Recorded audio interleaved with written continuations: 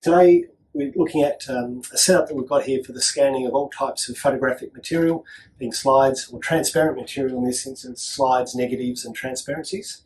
As you can see, we've actually got quite a bespoke setup here, so rather than utilising a commercially available scanner, which is available for scanning all of that type of material, we have our own bespoke setup with a light box and a digital camera.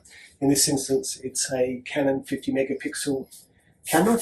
And the reason we use this particular setup is because it allows us to have full control of both the capture, image processing and the image processing from end to end, whereas those commercially available products have a more structured or controlled process in which they do with the image. So as you can see here, between each negative, the platen is dusted and cleaned, as well as the negative, to ensure we remove any visible dust.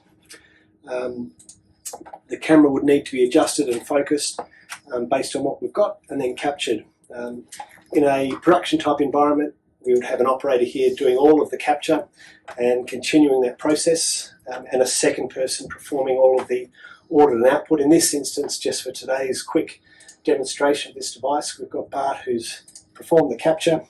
He's now going through into the image processing. We use a product called Capture Pro, and in here adjustments will be made depending on what the client requirements are. There may be a requirement to apply colour management, so adjustments are made based on those requirements. Images are cropped and edited to whatever the client requirements are, and then finally output. And in some instances it may be as the initial captured image, or in other instances they could supply surrogates that have either been scaled down in size in JPEGs, or in this instance, as we can see here, we've actually reversed the polarity and turned the negative back into what it would look like as a printed photo. And as you can see, we're doing some adjustments here with the colour and the exposure and the contrast.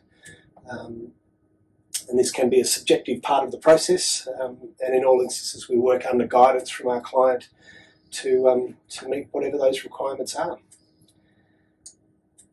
Thanks very much for that, Bart. Yes.